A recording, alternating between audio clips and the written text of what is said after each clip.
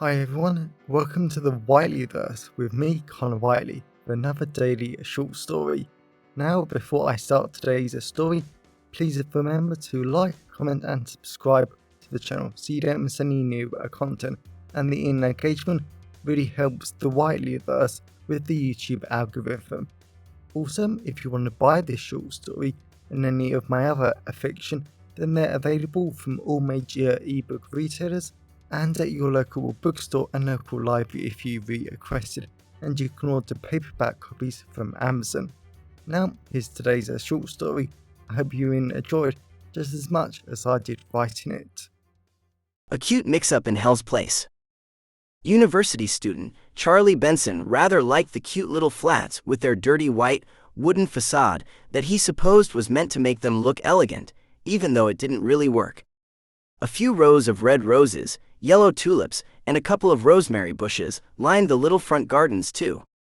Charlie went over to the rosemary, rubbed the delightfully refreshing leaves in between his fingers, and enjoyed the wonderful aroma. Rosemary always reminded him of Sunday lamb roasts with his family back up north, and he loved those dinners together.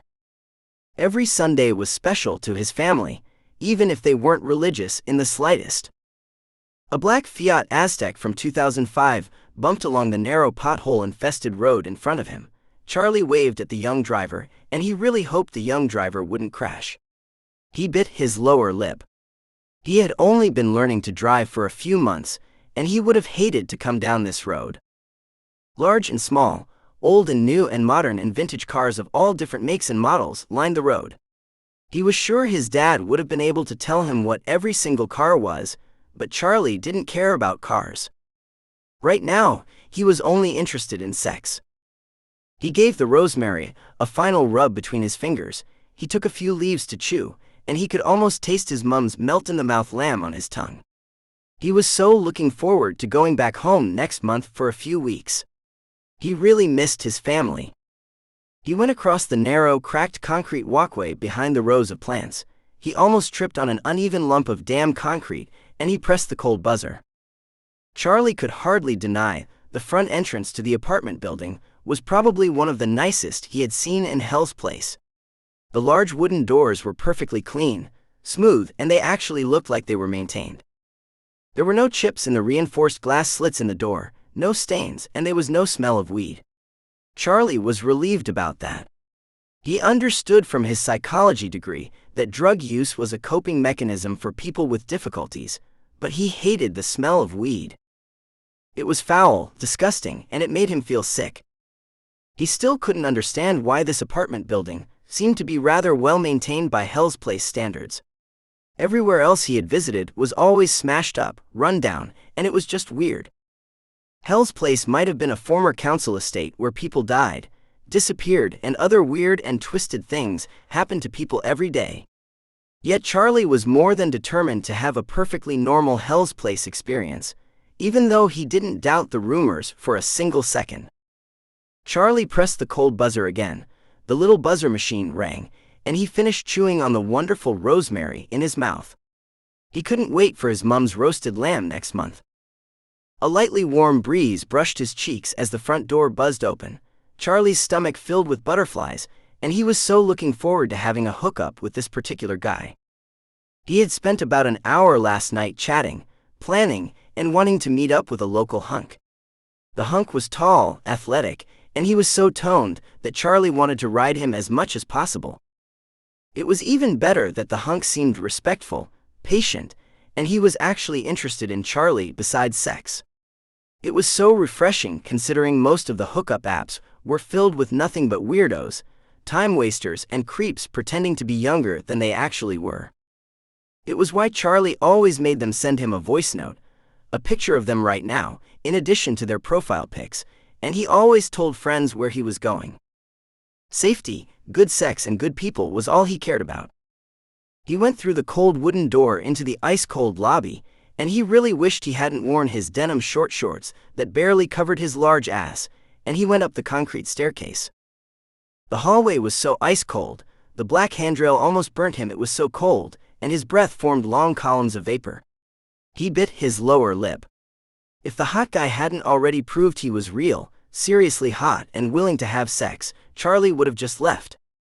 But he didn't want to be just another time waster. He understood that hookups could be scary as hell, and it took a lot for people to actually want to do it, so he was going to respect the effort and actually show up.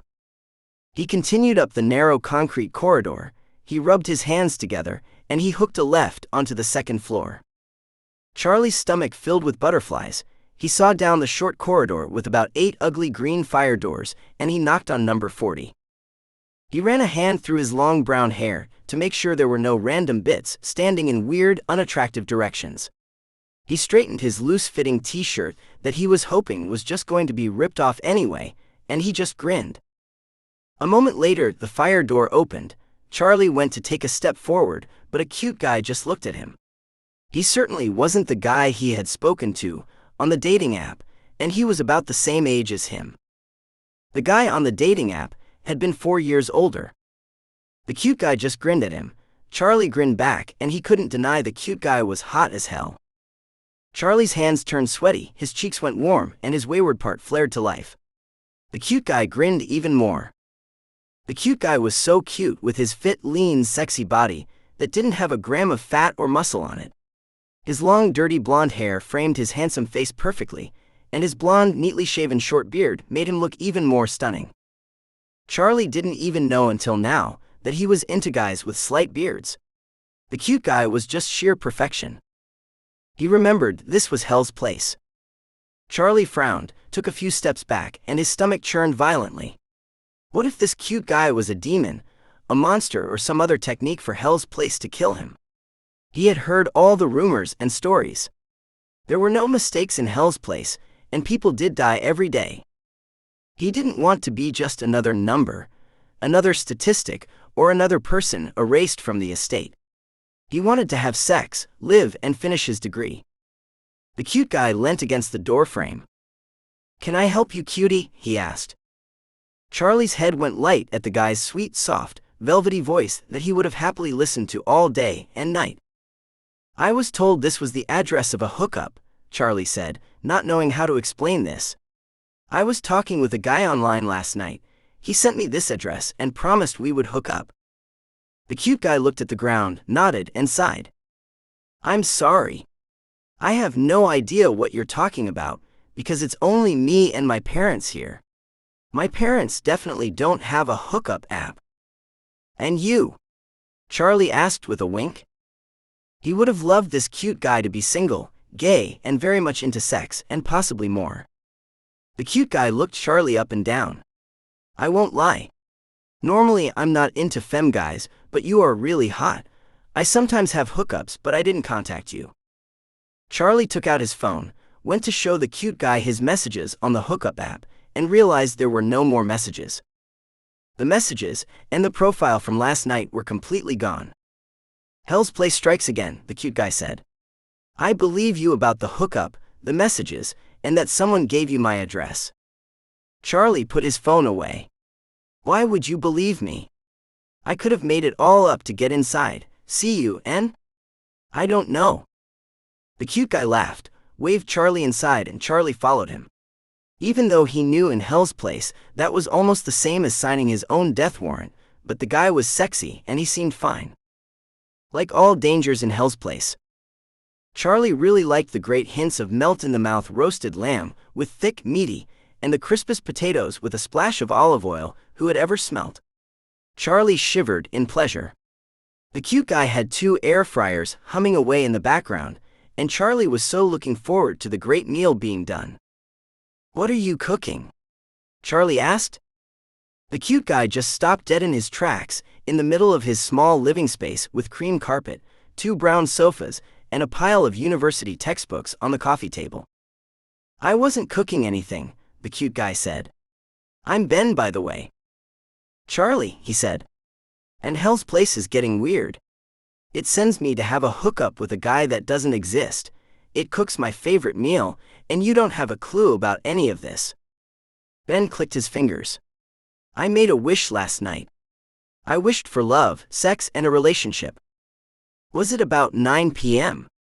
Charlie asked, Because that's when the guy messaged me on the hookup app. Ben laughed. Yeah, me and my parents were making wishes, and they laughed at mine, because they said I needed to go out and live a little if I was going to meet a hot guy. Charlie ran a hand through his long brown hair. He adjusted his short shorts a little and bit his lower lip. When do your parents get home? Charlie asked. My dad gets back in about 4 hours, my mom gets back in 6 hours, and we're completely alone until then, Ben said. The air fryers beeped as they were finished. The entire living room smelt amazing, with strong hints of roasted lamb, crispy potatoes, and rich meaty gravy. You hungry? Ben asked with a wink. Always, Charlie said.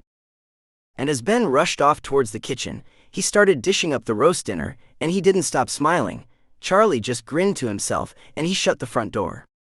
Of all the hot, sexy, and surprising things he had expected to happen today, it certainly hadn't been to find a cute guy, have a great meal, and hopefully have some great sex afterwards. And hopefully, a relationship.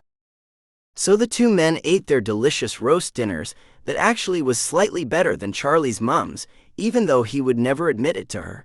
They spoke about everything and nothing, and Ben's dad found them chatting on the sofa. They didn't have sex in the end that day. And Charlie was perfectly happy, content, and okay with that. Ben was beautiful, cute, and fascinating. The perfect boyfriend if there ever was one, even if they had only met because of a cute mix-up in Hell's Place. Welcome back everyone, it's me again, Connor Whiteley. So I really hope that you enjoyed today's story, because I flat out love writing, creating stories and sharing them with you.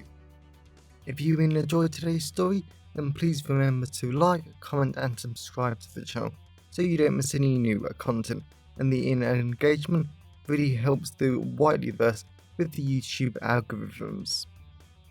And if you want to buy this short story or any of my other fiction, then they're available from all major ebook retailers, and you can get them from your local library if you requested, and you can order the paperback copies from Amazon, your local bookstore or local library if you request it. Lastly, if you want to support the channel on a one-off basis, then you can now buy me a coffee at buymeacoffee.com/Connor Whiteley. Also, if you know anyone who would enjoy today's story, then please share it with them. I'm always really grateful when you wonderful people help spread the word about the channel. So, thanks for watching the Whiteleyverse, and I'll see you again soon. Have a great day, everyone.